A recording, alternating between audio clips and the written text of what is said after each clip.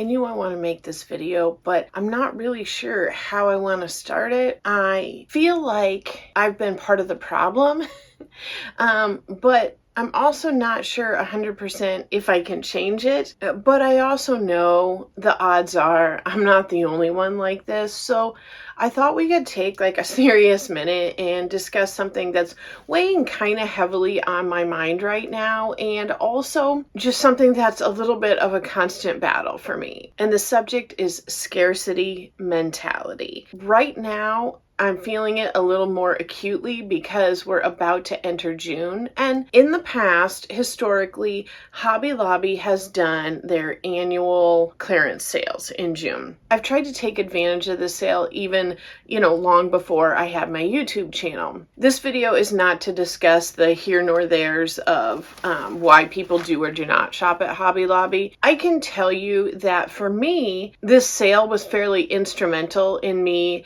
being able to get yarn, experiment with yarn, try out different yarns that I liked and didn't like, and get a little bit of a yarn stash going, and really help me feel more free to experiment with crochet because I got these yarns so cheap where I felt that if I messed up on them, that it was okay because I didn't spend $5 for the ball of yarn or $10 or whatever. So that's why I've partaken in it. Scarcity mentality, that's kind of hard for me to say. It isn't something that is unique to me. There's a lot of people who deal with this, and I grew up in poverty. My husband grew up in poverty. And so for us, this has been a little bit of a lifelong I don't know if battle's the right word or not, but just something we definitely deal with on a probably daily basis, and maybe you're like this too. So escaping poverty and becoming middle class was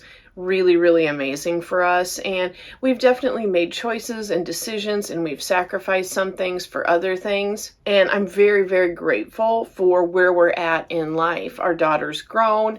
She is on her own. She has her own expenses. It is just the two of us. And I'm very happy about being able to change some of the things that my husband and I both grew up with and give her a different life and show her different things. One of the ways that scarcity mentality has manifested itself is with food insecurity. Both my husband and I grew up very food insecure. And so for us, we have like a giant working pantry that we make food out of. We stock up on foods when they're on sale. If it's stuff we know we like and we're going to eat, we'll buy multiples of them and just shop from the pantry when we're ready to make stuff. Some people find this wasteful. Some people find this frugal. Some people find this very helpful. Everybody has their own opinion. But for us, it feels like insurance that we're not going to end up in the situation where we grew up in. But I have carried this over into my yarn, and I've had videos on my channel about the Hobby Lobby annual sale where I have bought a lot of yarn. I have had videos on my channel about not overspending, because that's also important to me, and overspending is one of those things that I also don't believe in because I don't want to end up in poverty again. And I've had videos on my channel as well where I'm discussing what I've done with my yarn stash and how I've built it up and mistakes I've made and things I would do differently and what I'm trying to do differently now. So this video, I don't want it to seem like I'm some sort of hypocrite. I'm really just like trying to work through some of my baggage and figure out what the best choices are for me. And I don't really think that it's something where we can look at our own situation and be able to tell someone else like, well, you need to do this with your yarn stash. You shouldn't have a yarn stash, or you should only do this. And my videos, I feel like, are just trying to help enlighten you on what I would do differently. And so if you find yourself having some of the same tendencies or making some of the same choices I made, and you can kind of see how it plays out for me. But a couple weeks ago, I was in a town with a Hobby Lobby, and I had a gift card, and I did show some of the yarn that I got in a haul, and it was on sale for the 30% off, because I won't buy yarn there unless it's a 30% off week, because it's going to be on sale the very next week. So it would have to be a downright yarn emergency, which I have yet to have. But while I was there, I was really trying to look critically at the yarn and really look and say, you know, if money were no option, would I buy this? Do I really love this? Is this something that would benefit my yarn stash? Is this a yarn where I can go to it and pull it out and just know, like, I'm going to love this. I could use this in multiple projects. And as I was looking at like what I would truly, truly love, you know, I noticed, you know what, there's a lot of yarns that I like, but I don't love.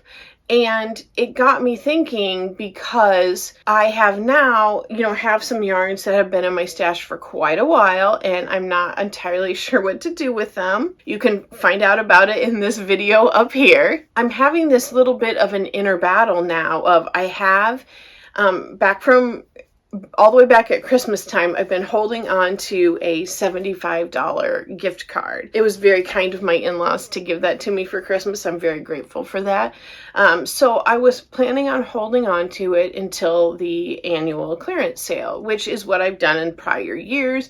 And one of the reasons I have gotten so much at those sales is because I did have like that buffer of like a free, you know, $75 or $100 kind of to play with on top of my own money I had set aside. But being there a couple weeks ago and really trying to look critically at things and really trying to rise above some of the scarcity mentality, and I don't want that scarcity mentality to turn into a hoarding situation or, you know, buying just to buy, an overconsumption issue, but really just buying the things that I absolutely love so that I'll love my projects. It got me thinking, and while I was there in the store, had I had more time, I probably would have actually went ahead and just spent that gift card that day and bought those things that I was truly, truly loving. But I was on a limited time frame, so that wasn't an option. But as I was there, I was like, you know what? I'm going to skip the Hobby Lobby annual sale this year. I'm going to choose not to participate,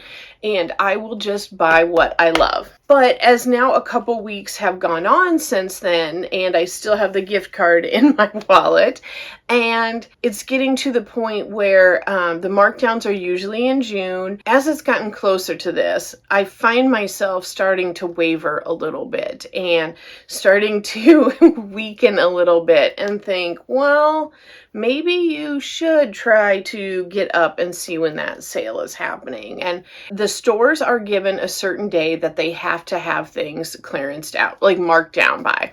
A store employee had told me that a few years ago. So they get all the information on what is going to be marked down and clearanced out and not sold anymore. And then they have a certain time frame of when it has to be all marked down by.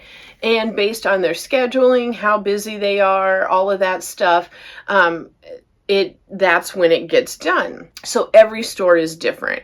And if you're not familiar with Hobby Lobby, they don't do like scanning the barcodes when they ring you out. They look at the yarn, like they say yarn department, they push the yarn department button, they put how many of that at what price. So it's not like if you go to Joann, like if Big Twist Value is on sale at Joann, and it's on sale at literally every Joann, but say this store didn't have time to put a tag out, when you got up to the register, it would still ring up at the sale price.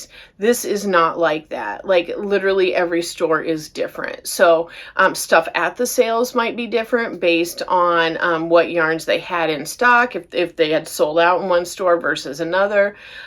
It's just not the same. So there's no way of knowing exactly when the sale is going to happen. And I live about an hour away from a store. So for me, it is by chance that I can get to one while stuff is being marked down. I have had the amazing opportunity of getting there like literally like an hour after they started marking down. So I had a ton of stuff to choose from, and I waited around and had more to choose from. And I've also gotten to a sale where it's pretty much been picked over already and there's not as much. I've really gotten both ends of the spectrum on that. It does cause me a little bit of anxiety because I am feeling that FOMO, fear of missing out. But I think it's not so much the fear of missing out, it's the fear of paying full price. And I did mention that in a video the other day, and it just really struck a chord with me, and I've been like hanging on to it ever since. And I think that's part of that scarcity mentality. I'm worried that I won't have enough money to purchase the yarns I want. So when it does go to like a rock bottom clearance price of 94 cents or $1.24, I feel like I need to get a whole bunch of that, because what if I don't get the opportunity to purchase it at that price again? And that's pretty much what it all boils down to. So I am in a little bit of a battle with myself right now. I know I just need to trust everything will work out. My finances will work out. My yarn will work out. I will have enough yarn. And I know those all seem very rational to say out loud, but if you have come from a place of poverty, you might understand, like, it's a little bit hard to shake that. Please know, I am in no way, this is not like a sympathy video. That was not where I was going with this at all. It's just honestly, I wanted to get this off my chest a little bit, because I am very conflicted, and I'm not sure which direction I am going to take this in at this point. But you know, this sale and everything should be happening this month. So what will I do? I don't know. At this point, I'm kind of leaning towards not intentionally going to a Hobby Lobby with the idea of looking for the sale. But if I'm in a town with a Hobby Lobby, then I will probably maybe stop in and check and see if there's the sale going on. And if I happen to miss all of them, then that is what is supposed to happen. And at that point, you know, when they have the sale, get rid of the old, they usually then end up bringing out some new features. And maybe that would be a good opportunity for me to look at some of the existing inventory and see if there's anything new as well, and spend my gift card on those things. So rational Shannon is thinking that, but we will see how this plays out. I am curious, like, is this something you have struggled with? We all have so many different reasons for like having a yarn stash, or any type of craft stash, you know, sewing stash, whatever. You know, do you feel like this is something that has played into it for you, that scarcity mentality? Or, you know, is it being prepared?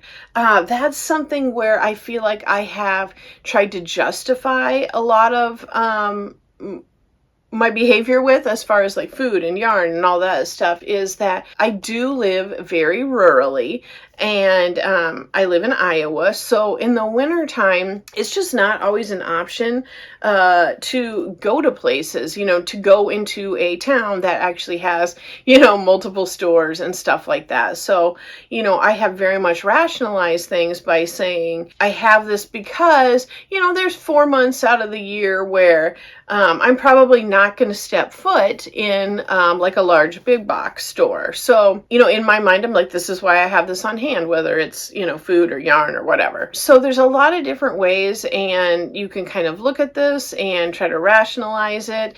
And I still don't think that in any way having a yarn stash is bad.